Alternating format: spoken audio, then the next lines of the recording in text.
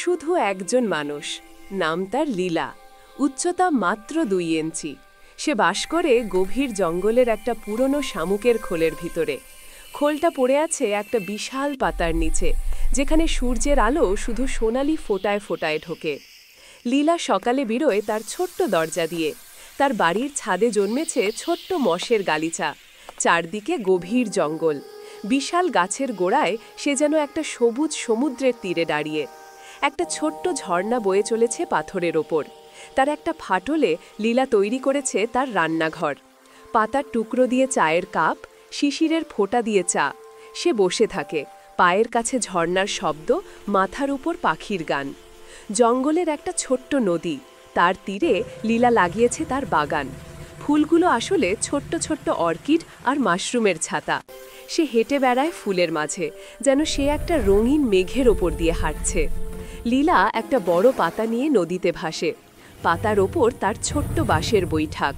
চারদিকে জঙ্গলের ছায়া আর আলোর খেলা। সে শুয়ে থাকে, মাথার ওপর আকাশ দেখে, যেটা দূরের পাতার ভাগ দিয়ে নীল টুকরো হয়ে ঝিকমিক করে। রাত নামে।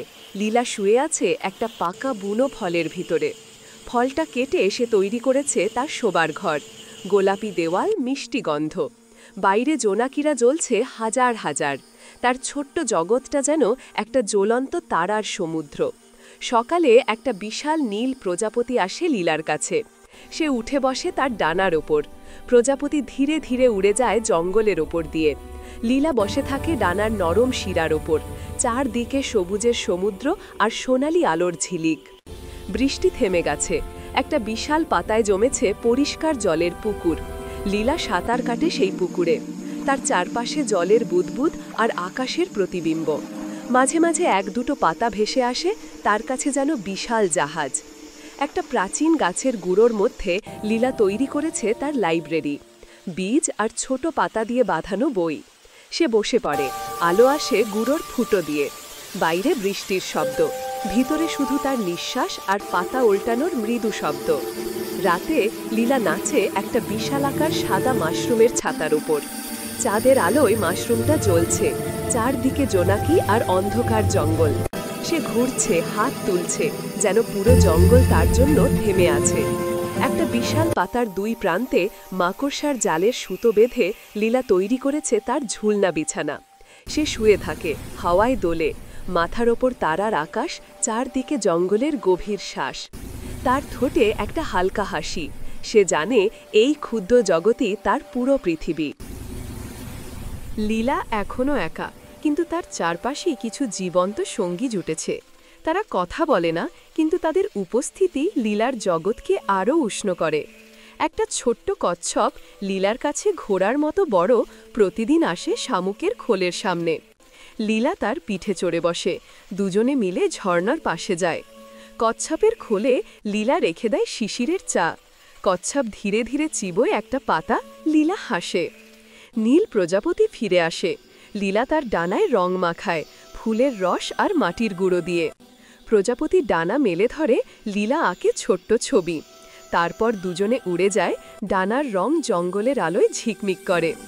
রাতে হাজার হাজার জোনাকি আসে লীলার ফলের শোবার ঘরের কাছে। সে বেরিয়ে আসে, একটা ছোট্ট পাতার বাঁশি বাজায়। জোনাকিরা তার সুরে নাচে। আলোর ঝলক উঠে নামে। লীলা হাত তুলে নির্দেশ দেয়, যেন সে একটা আলোর অর্কেস্ট্রা চালাচ্ছে। একটা সোনালি মাকড়সা, লীলার বন্ধু, তার জালে তৈরি করে একটা ঝুলন্ত সেতু দুটো গাছের ডালের মাঝে। লীলা হেঁটে যায় সেই সেতুতে। মাকড়সা পাশে পাশে চলে। নিচে নদী চিকচিক করে। দুজনের ছায়া জলে পড়ে। ফলের শোবার ঘরের বাইরে একটা ছোট্ট মেলা। কচ্ছপ বসে আছে, প্রজাপতি ডানা মেলে, জোনাকিরা আলোর বৃত্ত তৈরি করেছে, মাকড়সা জালে ঝুলছে। লীলা মাঝখানে দাঁড়িয়ে। সে হাত তুলে বলে, আজ আমরা সবাই একসাথে ঘুমোবো। তারা সবাই শুয়ে পড়ে একটা বিশাল পাতার ওপর। জঙ্গল নিস্তব্ধ, শুধু তাদের শ্বাস আর জোনাকির মৃদু আলো। এবার লীলা আর তার বন্ধুরা শুধু শান্তিতে থাকে না, তারা একসাথে ছোট ছোট অভিযানে বেরোয়। সবই তাদের কাছে বিশাল, আর তারা সবাই একে অপরের ওপর ভরসা করে। হঠাৎ প্রচণ্ড ঝড় ওঠে। একটা ছোট্ট লাল পোকা লীলার আর এক বন্ধু ঝড়ে উড়ে গিয়ে একটা উঁচু ঘাসের ডাঁটায় আটকে যায়। লীলা, প্রজাপতি আর মাকড়সা মিলে উদ্ধারে বেরোয়। প্রজাপতি ডানা মেলে ঝড়ের বিরুদ্ধে লড়ে, মাকড়সা জাল ছুঁড়ে দড়ি বানায়, লীলা দৌড়ে গিয়ে পোকাকে জড়িয়ে ধরে। তিনজনে মিলে তাকে নামিয়ে আনে। ঝড় থেমে গেলে সবাই একটা পাতার নিচে ভিজে হয়ে বসে হাসে। এক রাতে একটা জোনাকি বলে তার বাচ্চা হারিয়ে গেছে, আলোটা দূরের গভীর জঙ্গলে মিশে গেছে। লীলা, কচ্ছপ, প্রজাপতি ও মাকড়সা বেরিয়ে পড়ে। কচ্ছপ পিঠে সবাইকে নিয়ে নদী পেরোয়, প্রজাপতি উড়ে পথ দেখায়, মাকড়সা জাল দিয়ে গাছের ডালে সেতু বানায়। শেষে তারা পায় ছোট্ট জোনাকিটাকে একটা কালো ফুলের ভিতরে আটকে। লীলা তাকে বের করে, সবাই মিলে বাড়ি ফেরে। আকাশে হাজার তারা জ্বলে।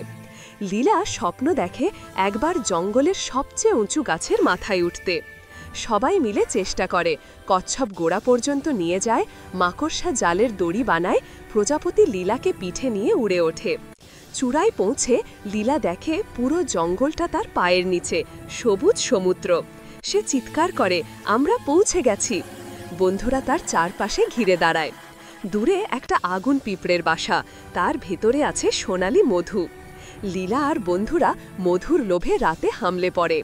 মাকড়সা জাল দিয়ে পিঁপড়েদের ঘিরে রাখে, প্রজাপতি ডানা ঝাপটায় ধোঁয়া তৈরি করে, কচ্ছপ তার শক্ত খোলে লীলাকে নিয়ে ঢোকে। লীলা এক ফোঁটা মধু নিয়ে দৌড়ায়, পিছনে পিঁপড়ের দল।